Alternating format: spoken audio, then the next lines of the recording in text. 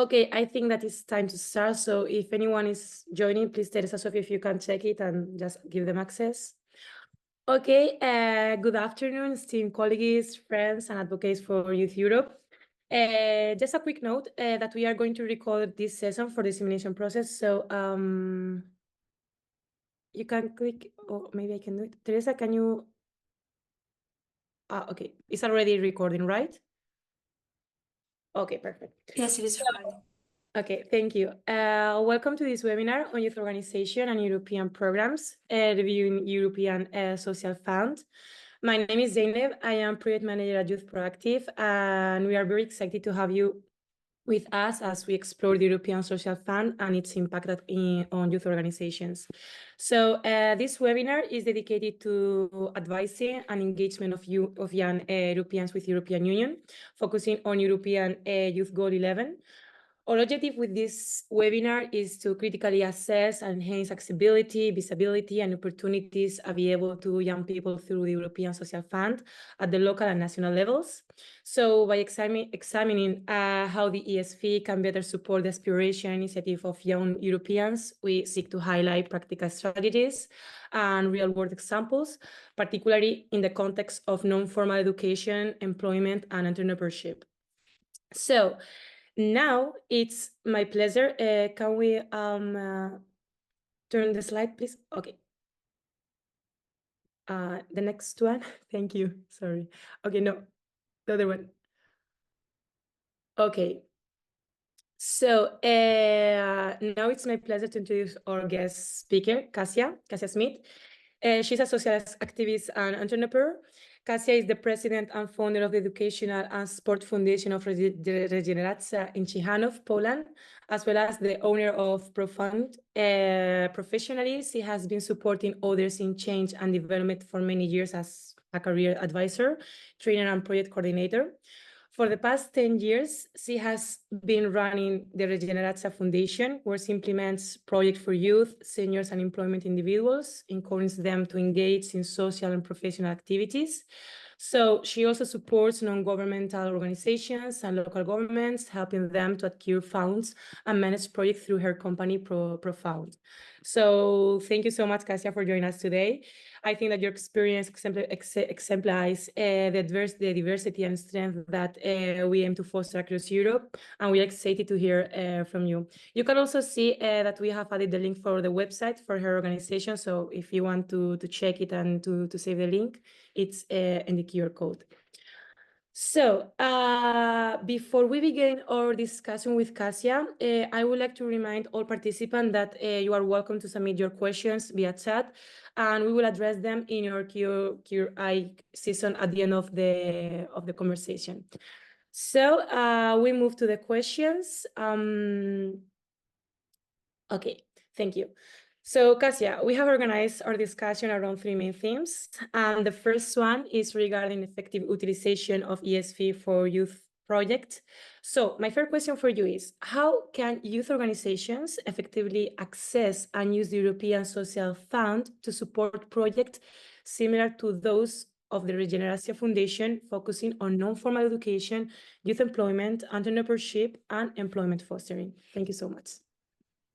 Thank you very much. So at the beginning, I would like to thank Youth Proactive team for having me here, because this is such a great honor for me to share my experience and my knowledge with European Social Fund.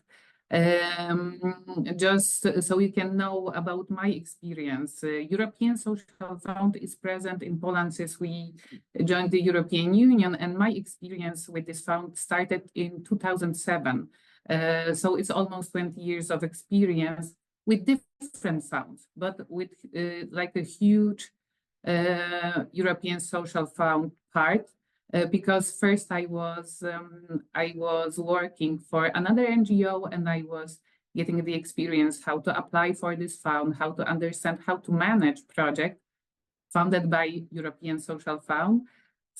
And from 2014, I'm running my own NGO, and we are implementing a project supported by this fund from 2017. So just you can know the history of my journey with this source of funding, and which is also important after many years of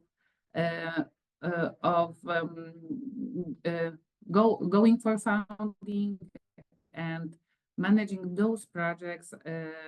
I had many requests from different NGOs to help them to gain also this money, because this is like a great tool to improve local environments. So I started a company which is called Profound, and it helps actually local governments, but also NGOs to use different sources of funding. But I think European Social Fund is the most interesting one, or one of the most interesting ones, because this is like, those are big money. I don't know if any of you who are here, if you have any experience with running for this fund or implementing projects funded by European Social Fund. If you do, let me know, because if no, then, but still I think you need to know just like a short, I will give you like a brief info about this fund, about this source of funding, because as I said, this is a huge tool of European Union, which in general aims to invest in people. We can say it in general that this is source of money which we should use to invest in people, but it's focused on three main objectives. And one is social inclusion. So this is like a huge part of different programs and projects that this fund is covering. It's social inclusion, education and skills, and also employment. So we can say, and it's very general information that European Social Fund is focusing on those three paths. But this source of funding is present in different programs on the national level, but also on the regional level. So that depends on what, and because it's present both on national level or on regional level, we have different kind of institutions that we have to deal with while getting funding, and then while running projects, while implementing projects. My experience is based on a Polish reality, because I don't know how this fund looks like in different countries, but I think many things are similar for sure. The aim of this fund is the same for all EU countries, that with the help of this money, we should help people get better jobs or get into the labor market, fight with social exclusion, and also improve educational system. And that's what we do. That's what we do in Regeneracja. So we have experience in all of those paths. And what I can tell you is also like a brief info, what we did with each of these paths. So in projects related to social inclusion, which is like the biggest, we did the biggest amount of projects that we did with this fund was projects for people at risk of social exclusion. And what we could do with them, with the help of the fund, was providing them individual support, so they can be more integrated into society. But also with the help, so we were providing individual support, we were providing different kind of trainings, different kind of workshops, but also many times when we were working with people at high risk of exclusion, you need to know that one of the reasons why they are excluded is the poverty. So the big part of our projects was also helping them to get into the labor market. So we were providing professional courses or internships for those people, so they can get back on the labor market or put first step on the labor market, and then improve their situation. So those were this kind of projects. With education and providing skills, we did a lot of projects as a partner of schools, kindergartners, when we helped to improve the quality of education by giving them a necessary equipment. So we got funding to buy them some kind of tools, or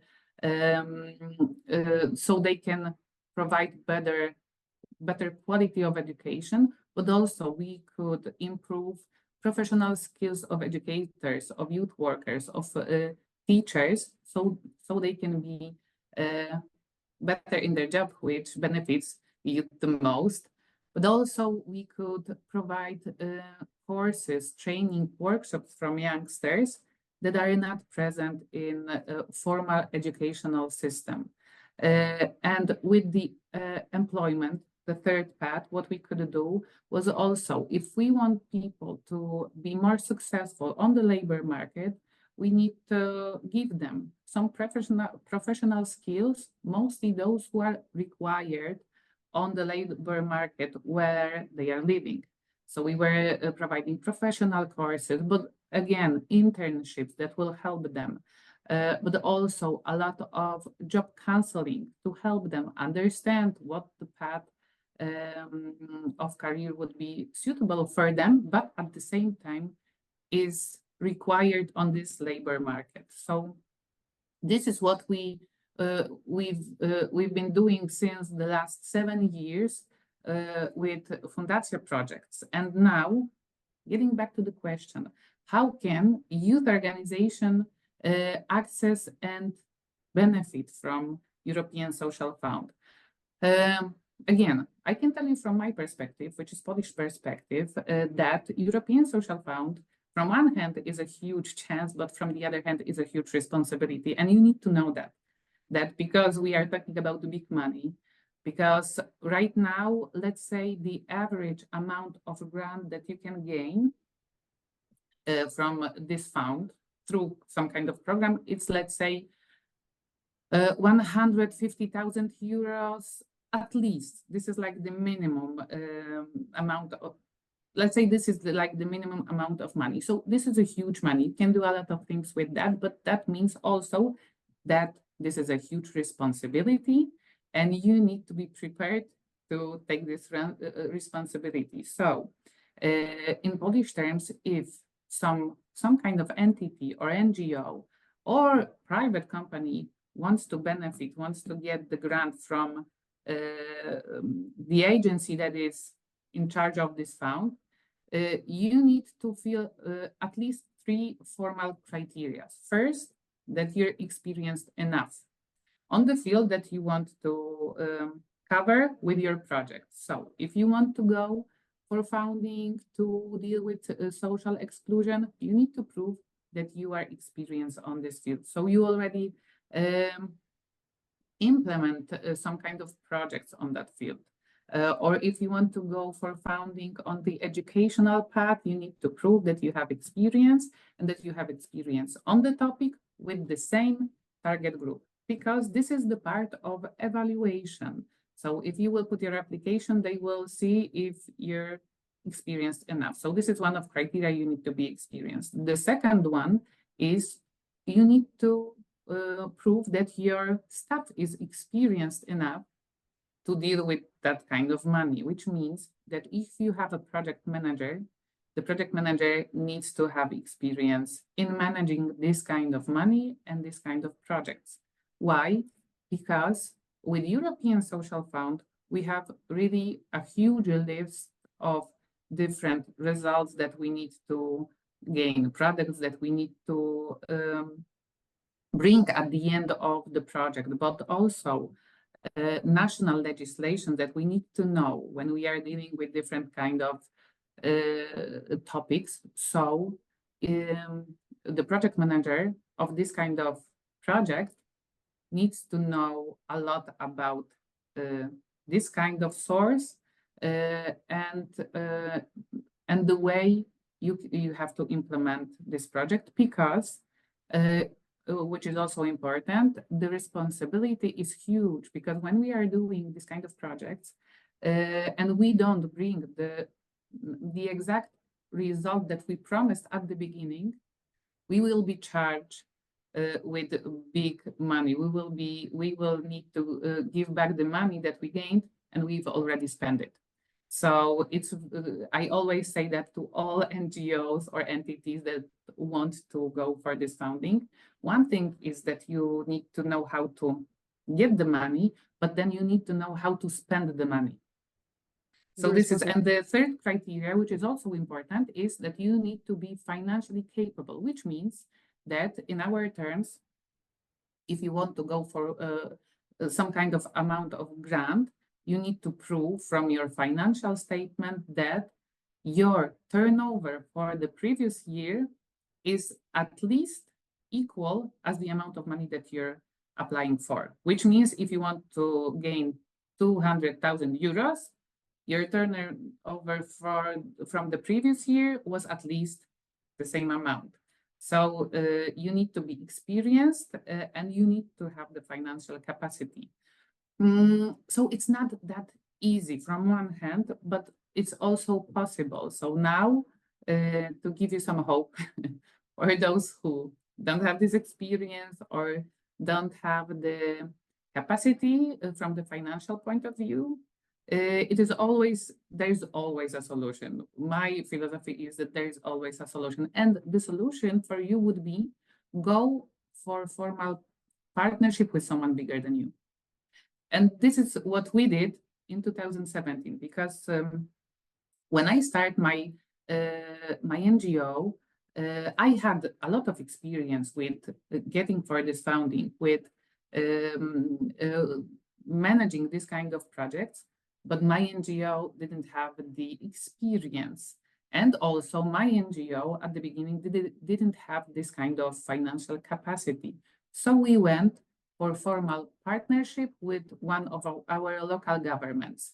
And together we were big enough to ask for, at that time, it was 100,000 euros for 2 projects. So it wasn't that big, but for us, it was huge money. And from that moment, my situation as an NGO changed totally, because after a year of those 2 projects, we were in a different positions. We had the capacity, we had the experience as an NGO, and we also had the experience with doing partnership with the local government, which was also very important. So my advice for you, if you want to go through this path, one, you need to learn how this fund is run by your national governments or your national institutions.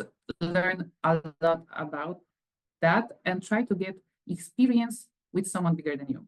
And if you don't have a manager who is experienced enough, hire someone who is experienced enough, learn from them, and then do it by yourself. But don't do it by yourself if you don't know how to do it, because it's too risky. So that would be my advice. Okay, thank you so much for your detailed and completed answer. I think that we all appreciate it. So we can move with the second question, which focus on integrating ESF with educational system. And the question is how the ESF deliberates to bridge the gap between European youth programs and educational systems, as seen in the initiative of Regeneración Foundation to promote life skill and active citizenships among young people. Mm-hmm. So, as I said, the path of education and working with educational system is also a huge part of our project, and we did a lot of those projects from the last few years. And again,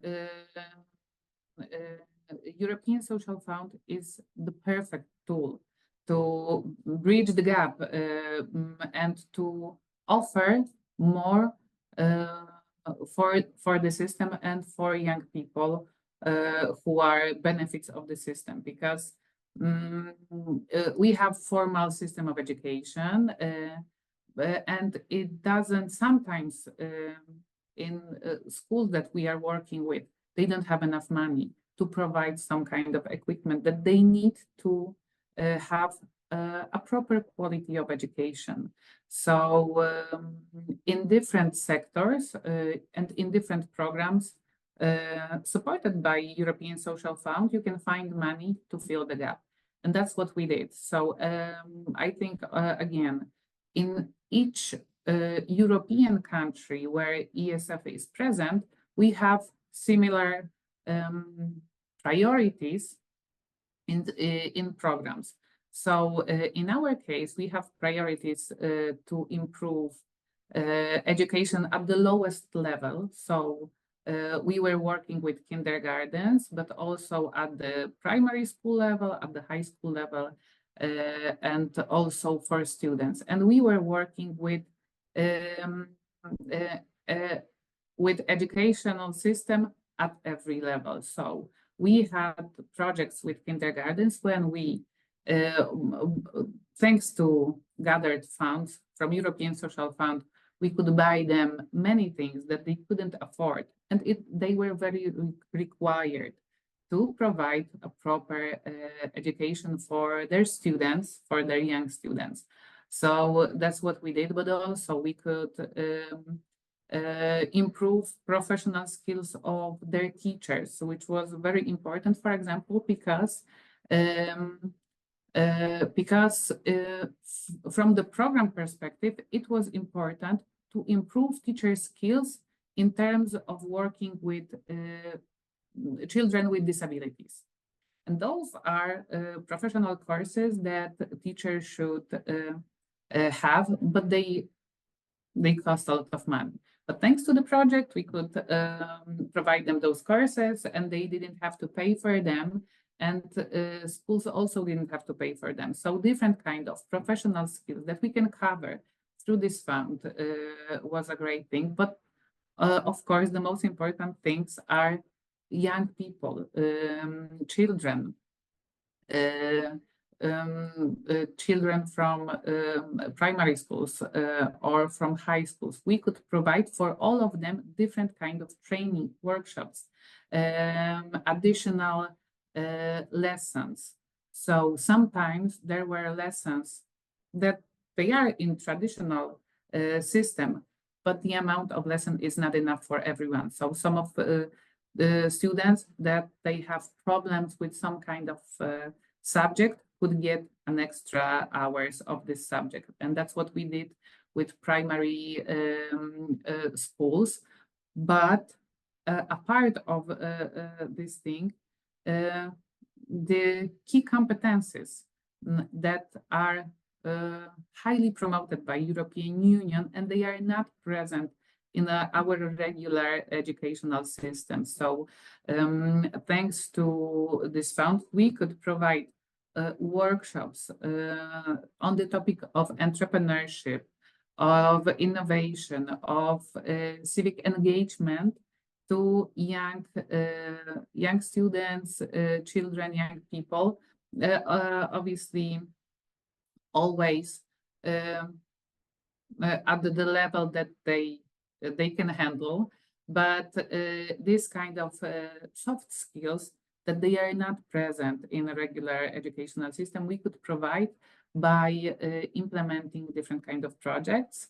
But also, if we are talking about the gap with educational system, with high school students and people close to 18 years old, 19 years old, who will reach in a second labor market, we could offer them professional trainings, and we could offer them trainings who help them get very professional skills, very required on the labor market, but also it's not present on the regular formal educational system. We could provide them internships so they could gain actually first job experience, paid experience, because we could cover even some kind of salary for them thanks to money we got from this fund. So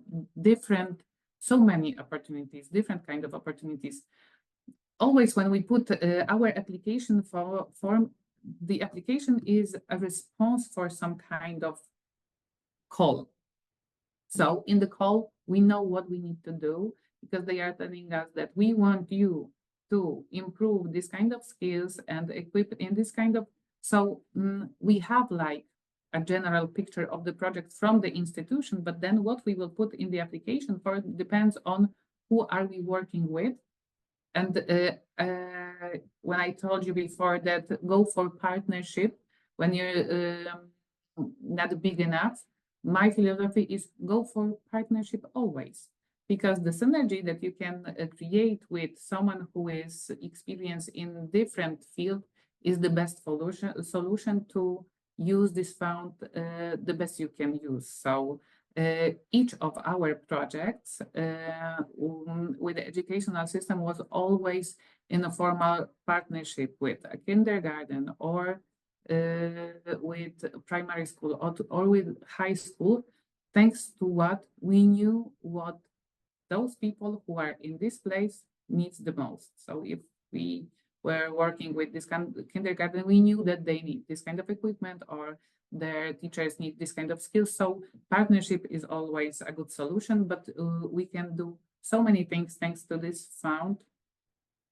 That only depends on how successful we are on the applicational process.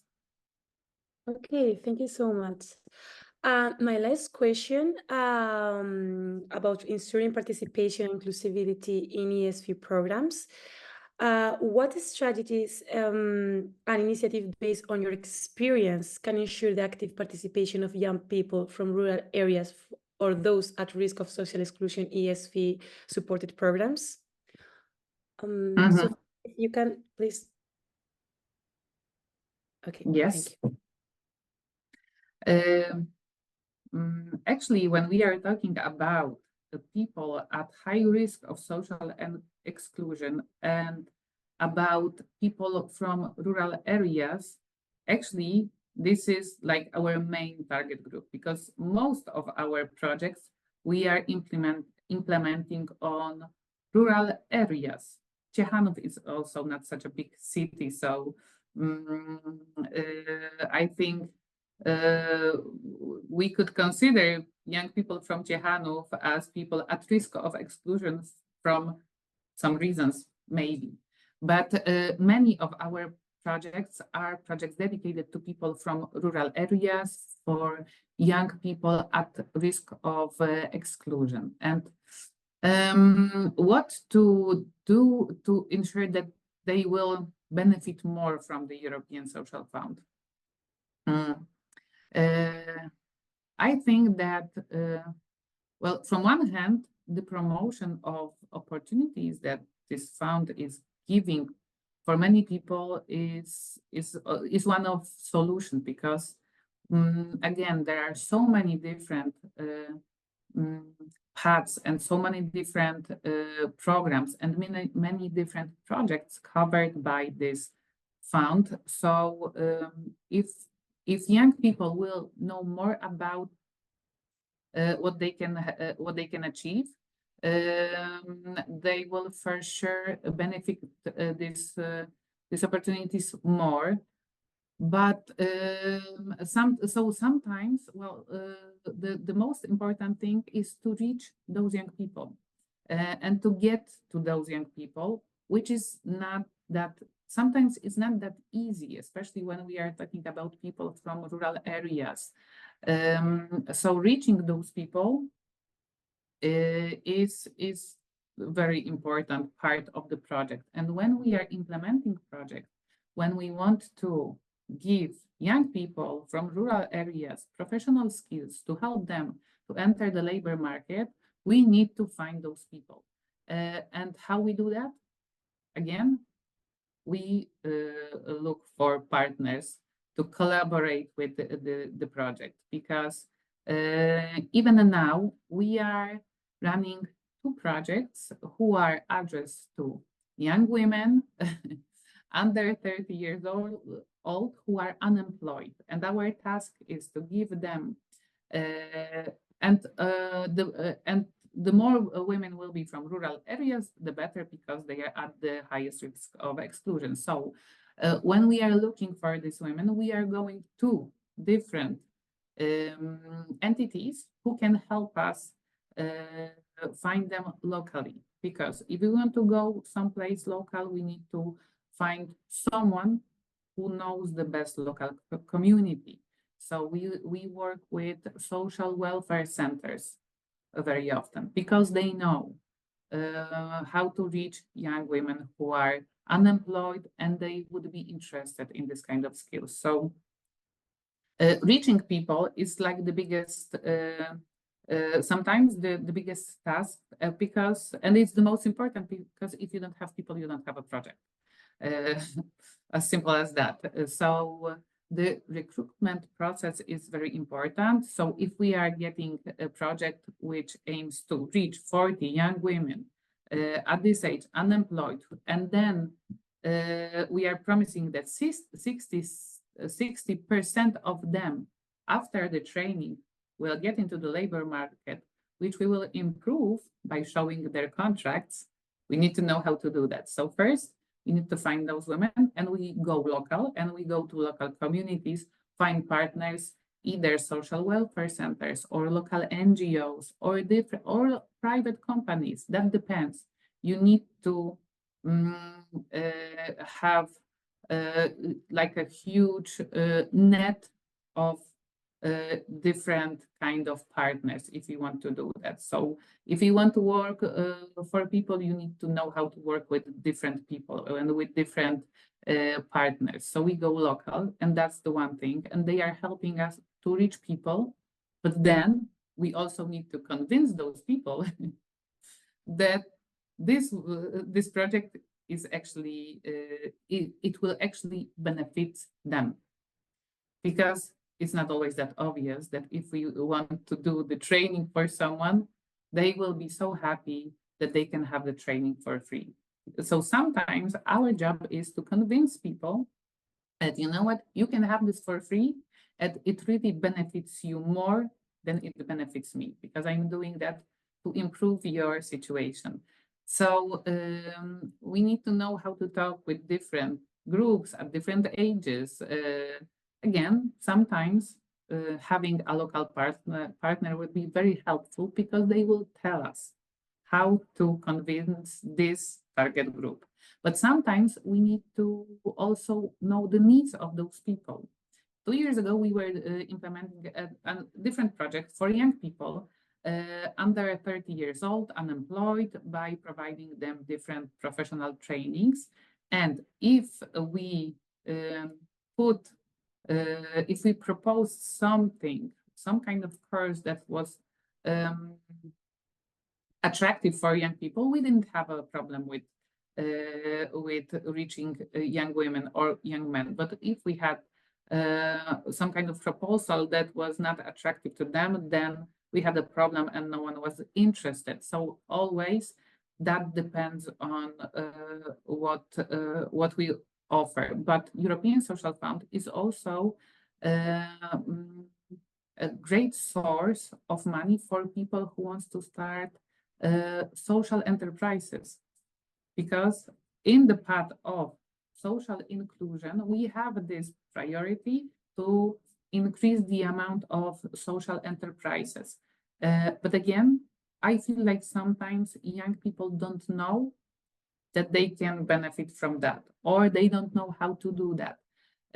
So our job is, again, to talk as much as we can about those opportunities, so they will be aware that there is this chance. Because still, even with huge promotion of this fund, well, that depends. Sometimes we are not reaching those who we should reach. So promotion, a proper language for your target group, I think those are the solution. And again, partnerships with different entities. Okay, thank you so much, Kasia. Really, I think that your response is, well, I talk for everyone, that have a lot of dedication and also provide us with a valuable perspective today. So thank you so much and for your dedication and for your time to answer these questions. So now, before we conclude, we still have time for question for our participant. So I think that now it's time to open the chat. If you don't have still your question, you can just write them in the chat and I can just read them. So anyone has any question? I will start. Okay. Kasia, thank you very much. Because for me, it's like there are so many funding mechanisms, there are so many opportunities that sometimes, and this is part of the question, that even us, working in organizations, you can feel a little bit overwhelmed, by so many information, all the different deadlines, and having this clarity, it brings me, like a sense of, okay, certainty, that even if it seems challenging, it can happen. And I think, in a sense, maybe this is a bit of a more personal question, but since you founded Regeneration several years ago, we have been youth proactive in Sihanow. We have seen with our own eyes everything, the extent to which this organization is really changing the local environment, it's making a clear difference. But I know we are talking about European Social Fund, but more in general, and considering this vast experience and all this learning process that you have been, experiencing even nowadays, what is your advice, in a way, from your own experience to someone that maybe is joining us today, knows that there is this, amount of funding mechanisms, that there are opportunities, but sometimes, you can get lost, in all the process. What is your general advice to a young person, a young man, young woman that wants to create, an organization and wants to envision, a local change? Because at the end of the day, what you are doing in Regeneration is shaping the grassroots level, the local environment. So this is my first question. I have a second one later on, but also to add a little bit of like positive sense, like, okay, it can happen. We can create this change. And I'm seeing that Marina is adding something to my question, Zainab. Yes, she said following a little bit later, yes. Claro, I forgot a part of the challenges, which is part of the experience, definitely. Yes, she said, like, what are the biggest challenges youth organizations face when they trying to access European Social Fund resources, and how can these obstacles be overcome, especially for smaller organizations or those in rural areas? So we can start first with the part. Okay. So what are the biggest challenges, and what is my advice for someone who would like to go for this funding? As I told you, when I'm thinking that when I started our first project, I mean the first project of Regeneracja, not the first project from this fund, but as in my own NGO, when you know that, as I told you, this is like a great opportunity, but at the same time, this is like a huge risk. And I don't want to scare you, because that's not my goal. But I want you to be aware that really sometimes the financial risk is huge, because again, that's really detailed knowledge, and I'm not gonna say a lot about that. But when we are signing a financial agreement, if we won't bring something to the table what we promised, then we have to give back the money. And when I'm thinking that at 2017, I was really courage, because if I would knew the kind of risk I was taking, but that's like, when you're younger and you're like, oh, I will manage. So, but now with this knowledge, my advice would be really go for professional help at the beginning, and get a lot of course, the best lesson you will get through the experience. So you need to have this experience, but have this experience with someone who knows more than you do, because it's too risky sometimes. And if you can provide that, don't take the whole project on your own organization. Go for a partnership, hire someone, because really I think this is like with European Social Fund, I would say that this is something that you need to know, that it is difficult from many different perspectives.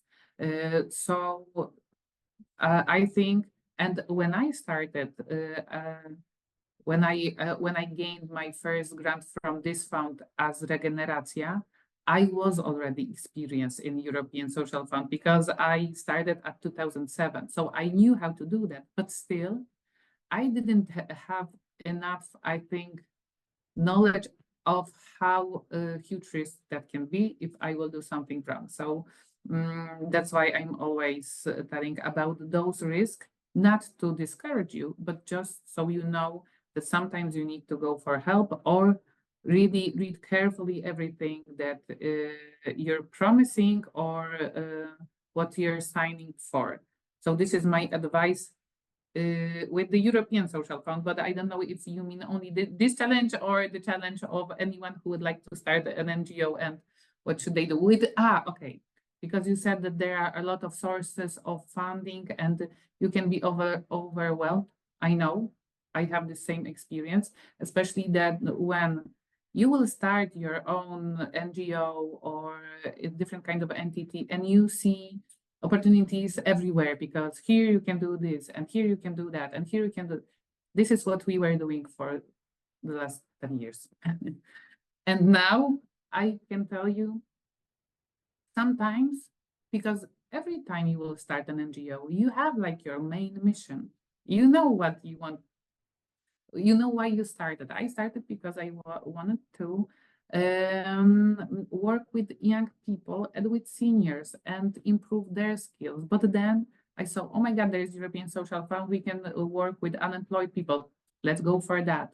And then we can work with people with disabilities. Let's go for that. And at some point, I didn't know what is the main mission of my organization, because more the funding opportunities was deciding what we are doing, that my mission, if you know what I mean, that it was not about the mission, it was about gathering money. So at some point, I felt really sad that that was not the point of starting the NGO. So my advice with so many different sources of funding, keep to your mission. And also, don't stick only to the public funding, because this is also very tricky, because there are so many different ways of gathering money for your organization. You can go for crowdfunding, you can start selling your services, you can do a lot of things, but it would be better for your mission to look for different sources of funding that just keeping to the public funding, which is quite tricky, many times very challenging, many times you need to put a lot of work, and there are different ways to achieve your goals. So stick to your mission. That is my advice. And don't take everything, because sometimes, and after.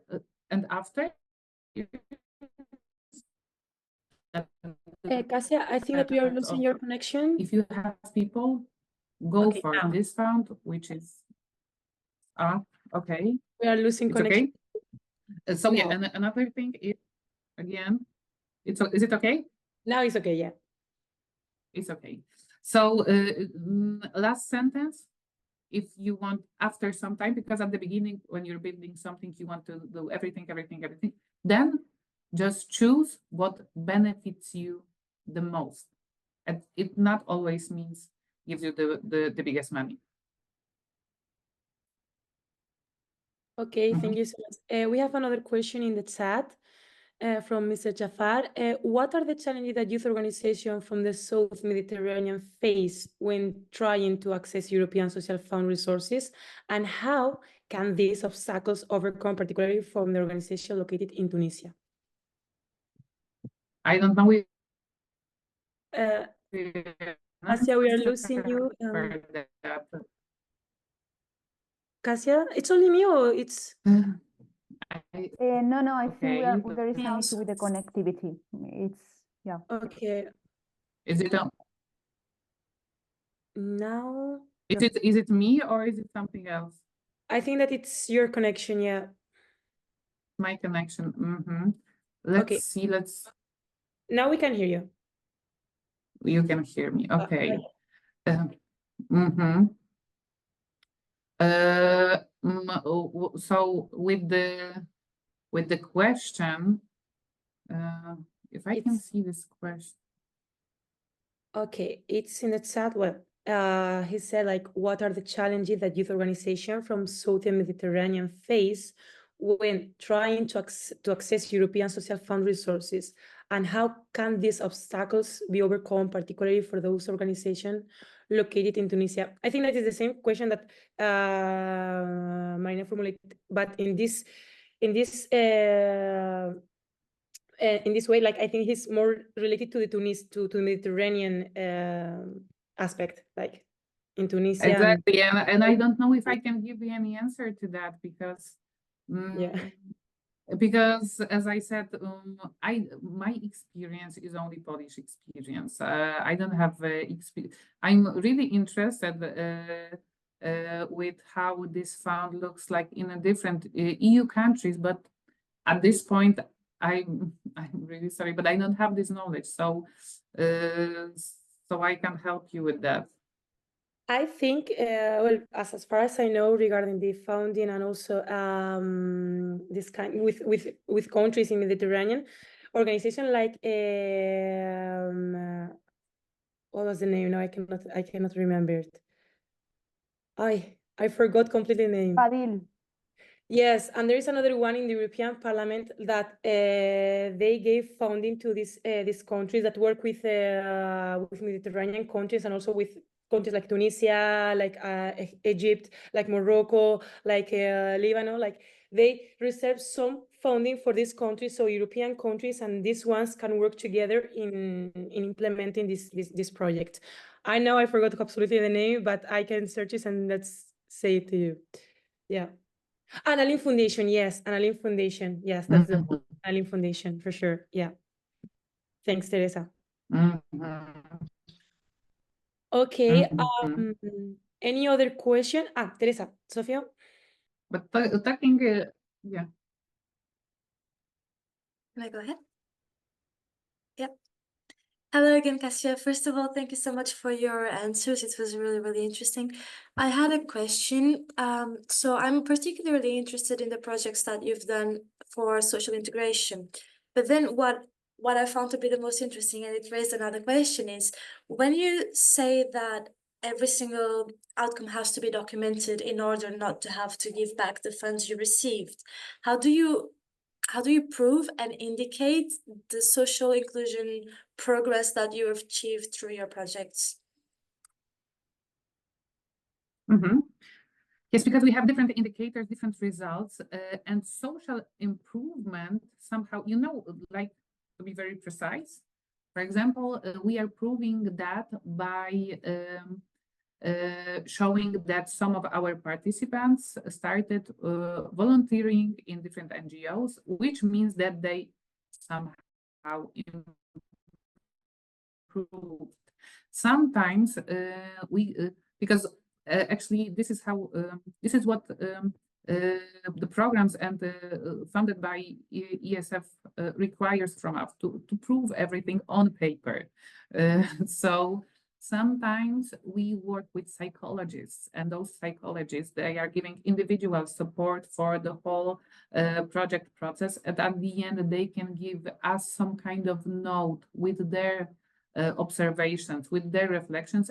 It can also be proved that someone changed in some aspect that we wanted to see the change by this person. But it's really hard to achieve, and sometimes we are thinking how to now because Youth Proactive we are friends from so many years, and now we are doing the SESI project. And even a few days ago, when we were working on our business models of businesses of our youngsters, we were thinking how to prove that those social businesses will actually impact the society in a local community, and how to prove that sometimes, and that depends on what will you promise in your application, because I understand that if you will give, if you're getting money to do something, someone who is giving you the money wants to see that actually it has a meaning or it changed something. It's difficult. But with European Social Fund, when we need to prove everything by different kind of documents, sometimes this is what we are always thinking, how to prove that, they are more socially engaged. Okay, so they start volunteering, and we can have an agreement on paper that they did that, or we can have someone who gives some kind of opinion about them. So maybe that's the solution. Okay, thank you. There is another question. I will take the chat. Okay. So as we bring this webinar to a close, I would like to extend my deepest gratitude to our speaker, Kasia. Thank you so much for joining us. I do have another question before you close sure. Go ahead finish with the it. session. I'm so sorry. I No, didn't go want ahead to with cut it. you if I had a question. First, thank you so much for the webinar. I'm from Kurdistan region of Iraq, and I'm the founder of YouthGoal organization. And yeah, we are from Kurdistan region, and we are based in a non-country of EU. But I will be in Netherlands in January, and I will study at the IHS University there, and I want to do or implement my project in Europe. Actually, because we are based in Kurdistan, and we did the same project in Kurdistan. So that time that I will come to the Netherlands, I want to try to get funding for my project that I will implement in the Netherlands especially, and maybe in Germany as well. So do there's any way that to get the funding, because I will live in Netherlands and study, and I will not have my organization in Netherlands because we are based in Kurdistan. Yeah. So do there's any solution about that? Well, with Europe again, I don't know if we are talking about European Social Fund or about funding in general. I think that the second option. So it doesn't have to be this sort of funding in general. So that depends on where you're applying for funding, because every source has its own criteria. And for example, with European Social Fund, sometimes first of all, you need to be from Poland to apply. Sometimes you need to even be from this region. So if I'm applying on a regional program, I need to be from this region. So that depends on the source of funding. My advice would be to check different sources of funding. But then again, as I told you, today we are talking about public funding because the European Social Fund is a public source. But you need to remember that that's not the only way of getting money for your project. And if you want to have a project which people will actually believe that it's worth to support that, I would recommend to look for different ways of funding. You can go for crowdfunding. You can go for investors. After 10 years of running my own NGO, when I'm addicted to public funding, I can tell you, don't be addicted to public funding. Sometimes it's easier to do some good things with help of individuals than with help of institution, because institution will require a lot of papers from you and there are more responsibilities. So think about that. Do you need a public funding for your project? Or maybe you can do this project with the help of individuals or with the help of companies that will believe that this is something good that you can do. And the other thing is, if you want to do something and it's not possible to do it through your organization, find someone who wants to implement your project in Netherlands and find some good, nice NGO with great people that will help you with that, because sometimes it's also a great solution. Mm-hmm. Thank you a lot. You know, we started our NGO. It's been almost 8 years that we started, and we started from the zero. Right now, we are a very big network. We are around 250 volunteers in our NGO. But like, I will study in Netherlands, and I don't want to waste my time. I want to do something and implement my project in Netherlands as well. So if it's possible, can I share my LinkedIn account with you, and maybe we will have some, questions. I will love to ask you some questions, because your experience is very important to us, and I actually learned so many things. I think it will be helpful for us. Thank you. So sure, you can share your contact, and maybe somehow, again, with those kind of event meetings, we get new connections, and sometimes we are looking for partners from different parts of the globe. So sure. Thank you so much. So I will share my LinkedIn right now. Thank you all. Mm-hmm. Okay, thank you so much. And before we leave, I really like to invite you to our next webinar. Okay, there, yes. It's a webinar focused on Erasmus Days. We are going to introduce the CESI project. It's scheduled for October 17th, so feel free to scan the QR code and register. Thank you so much for being here today. I will also send the link in chat. It's there, so you can take your time and just visit there. So, Kasia? I just wanted to thank for having me. I really like this topic, and I really like different sources of funding, because every time each fund is an opportunity and a chance to do something good. So it's great. So I hope that you will be successful whenever on every source of funding you will decide to apply. But remember, don't be focusing only on this path, because I think sometimes it's tricky. So use different kind of opportunities.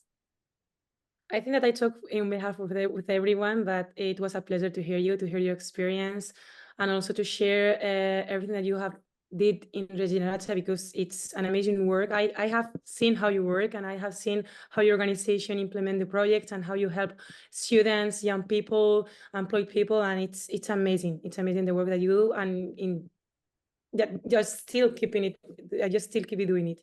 So thank you so much for giving us the opportunity to learn from you. Thank you very much.